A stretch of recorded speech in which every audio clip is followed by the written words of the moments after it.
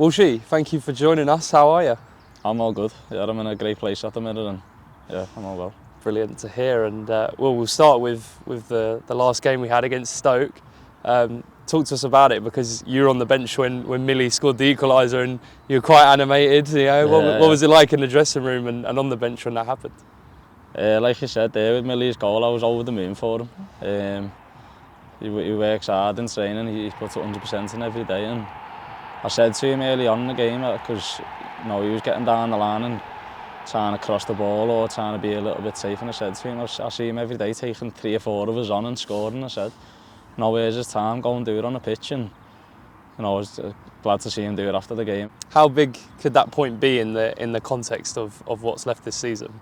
Yeah, massive. Every game and every point's going to be massive towards the end of the season now. Everyone says every game's like a final, which it is, and we're taking that day by day, and game by game we're going there for the win. And like I said, the other night against Stoke, first half weren't the best that we've had in a while, and to come away with it in a point, I think we deserved, especially with the performance in the second half. The lads come on, fresh legs off the bench, and they got a point for us in the end. It's brilliant to hear that you're in a good place as well. I want to just take you back, if we can, to maybe 6 months ago and how things were, and sort of your tough start. And I want to know how you've come away and reflected and then gone and really shown yourself now. I think going through one season of football, it's not always going to be great. You're not going to be happy all the way through a season, and for me, I put myself in that situation, so it was down to me to get myself out of it. And I think being at a club like Luton, after those things happened and I got back playing, seeing the support from the fans, I knew straight away that I owed them a big rest of the season, and I owed them my best performances that I can possibly give. And not even just on a match day, I'm doing it in training every day, because I know what I owe to the fans, and I know how much it means to them.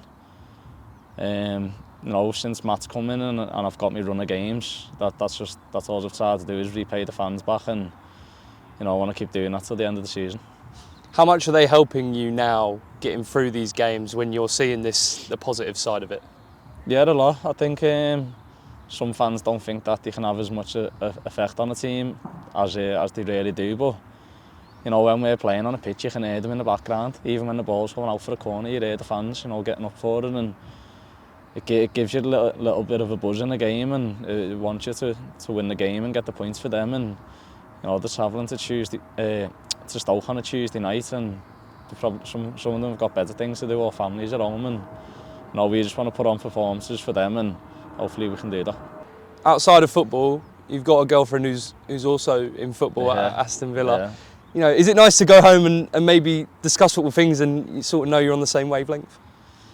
I think it's a perfect relationship for me, to be honest, because we both know our boundaries. We know when one's being beat and the other one's being beat. We keep our distance, but no, it's perfect. She understands me and I understand her perfectly, and when we're at home, nothing's to do with football. We take our mind off things, and that's all I try and do outside the football. I'm playing golf with my mates, or I'm seeing my family, or I'm with my girlfriend doing something, and she's the same, and yeah, it's a good relationship. Yeah.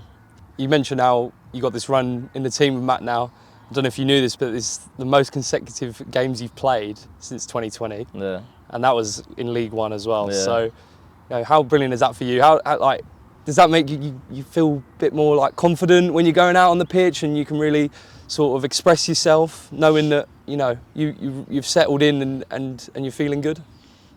Yeah, not so much confidence, because I think I'm not a player who thrives on confidence. I think I'm just confident all the time. I know what I can do. I think it's a bit more of a relief than anything. I haven't enjoyed my football since them Coventry days, since you said, where I'm playing consecutively.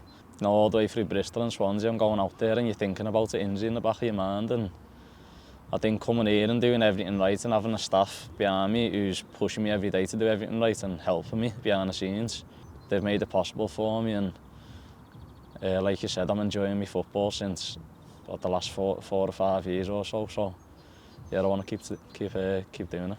Not to bring it to the forefront of your mind, I know what you're saying there, but how helpful are the facilities here as well? You got a sauna and a chiro here on site all the time, as well as the staff that you mentioned.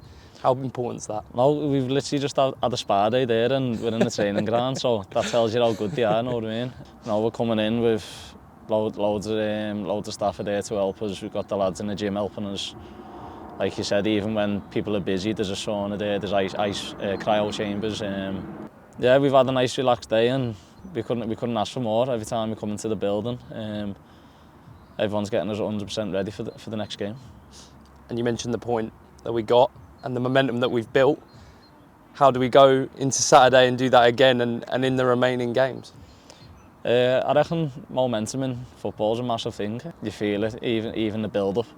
You go and get an away point or away win, you come back to training, everyone's buzzing and thriving off it. And I think from now we've got 5 games, haven't we? So I want to get as maximum amount of points as we can and game by game. But yeah, we're going into Saturday confident and wanting the 3 points.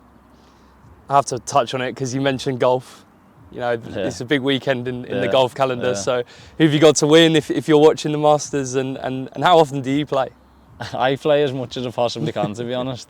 Shouldn't say, but probably near enough every day off. I'm like a March to October golfer, so summer.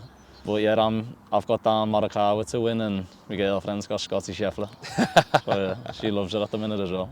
Brilliant. Well, appreciate your time, Walsh, and thank you for joining us. Thank you very much.